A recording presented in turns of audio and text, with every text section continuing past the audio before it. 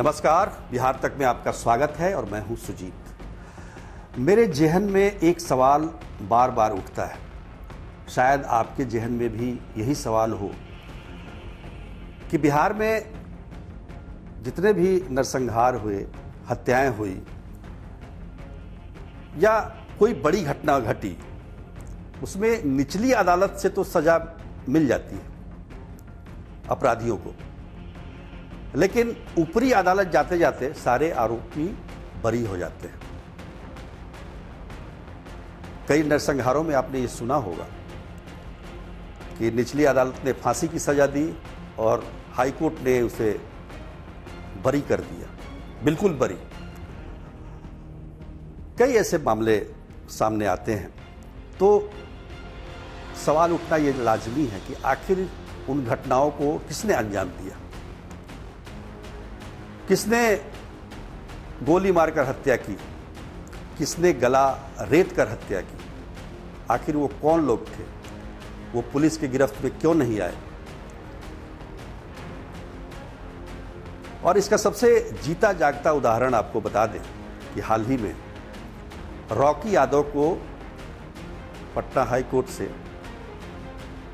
जमानत ही नहीं मिली, बाइज्जत भी नहीं कहेंगे, साक्ष्य के अभाव में बरी कर दिए गए। रॉकी यादव कौन है ये तो पता ही होगा आपको। याद कीजिए 2016 में रोड रेज का वो चर्चित मामला, 7 मई रात 7 बजे जब एक नौजवान बच्चा किशोर आदित्य सचदेव अपने दोस्त के साथ बोधगया से गया लौट रहा था और पीछे से आ रही लैंड रोवर SUV जिस पर रॉकी यादव सवार था, उसको साइड नहीं देने के एवज में अपनी जान देकर कीमत चुकानी पड़ी। देखिए, कोर्ट ने बरी कर दिया है, इसलिए हम कह नहीं सकते कि रॉकी यादव ने ही वो हत्या की, लेकिन उस समय की बातों को अगर देखा जाए, दस्तावेज को देखा जाए, मीडिया रिपोर्ट्स देखी जाए, पुलिस के बयान देखे जाएं, तो ये सारे कुछ चीख चीख कर कहेंगे कि हत्या रॉकी यादव ने ही की थी। लेकिन आज हम नहीं कह सकते क्योंकि कोर्ट ने बरी कर दिया। रॉकी यादव ने अगर वो हत्या नहीं की तो आदित्य सचदेव की हत्या कैसे हुई? उस 18 वर्षीय युवक की हत्या किसने की? इस सवाल का जवाब किसी के पास है? यही सवाल हमारे और आपके जेहन में बार बार आता है कि आखिर आदित्य सचदेवा को किसने मारा होगा। जब रॉकी यादव और उसके साथ 2 अन्य लोग, टेनी यादव और राजेश कुमार जो बॉडीगार्ड था, वो बरी हो जाते हैं, तो फिर आदित्य सचदेवा की हत्या किसने की?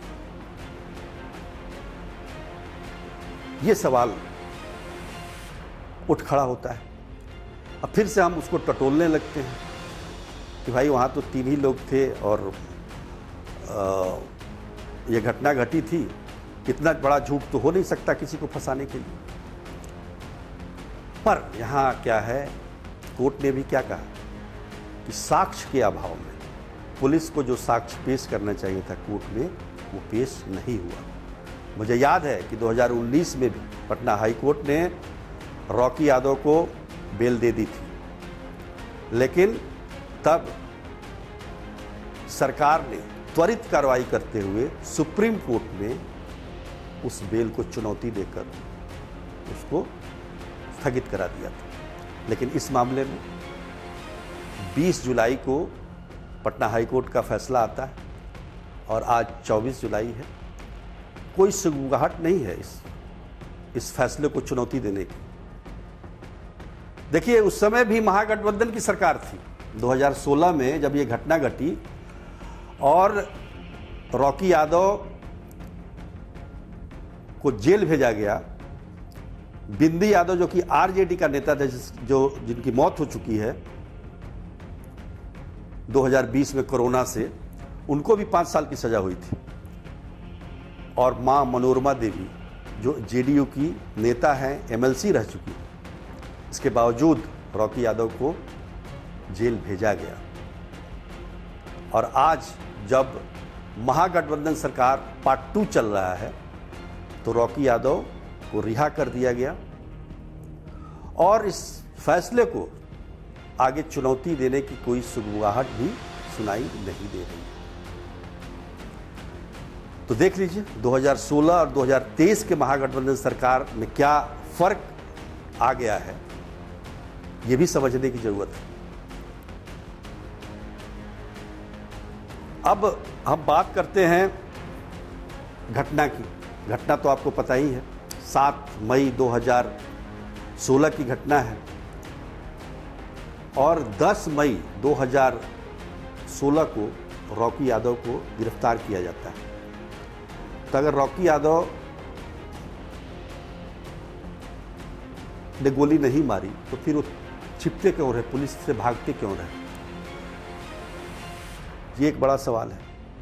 ये दूसरा सवाल है। पहला सवाल तो ये हो गया कि आखिर